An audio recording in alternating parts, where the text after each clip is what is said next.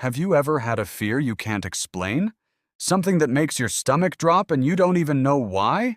In 1920, a scientist proved exactly how fears like that get built. He took a baby who was afraid of absolutely nothing and manufactured a fear in him from scratch on purpose, one that never would have existed if he hadn't stepped in.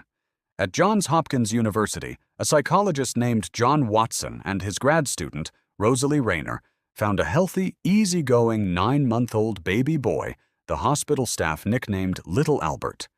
He was, by their own notes, basically fearless. They showed him a white rat, and he reached for it happily, wanted to play with it, no hesitation at all. Then the experiment started. Every single time baby Albert reached out to touch the rat, Watson would sneak up behind him and slam a hammer against a steel bar right behind his head. A sudden, terrifying bang, every single time.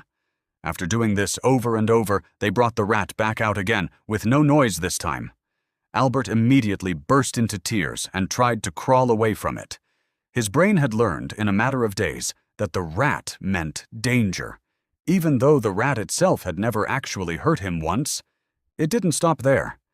That fear spread on its own to anything even slightly similar: a white rabbit, a dog, a fur coat, even a Santa Claus mask with a fluffy white beard. He was terrified of basically anything soft and white. Here's the part that's genuinely disturbing. Watson had actually planned to reverse it afterward, to prove the fear could be undone the same way it was built. But Albert's mother pulled him out of the hospital before that ever happened. He left with a fear that was deliberately created and never taken back. And for almost 90 years, nobody actually knew who that baby really was.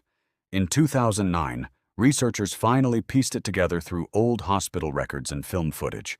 They believed he was a baby named Douglas Merritt, who had tragically died back in 1925 at just 6 years old, decades before anyone identified him. But more recent research disputes that entirely, pointing instead to a different baby, Albert Barger, who apparently lived an ordinary life into his 80s and reportedly wasn't even afraid of dogs. To this day, psychologists still argue about which baby he actually was. Nearly everything we teach today about how phobias form traces back to this one experiment. And we still don't fully know what it cost the child it was done to.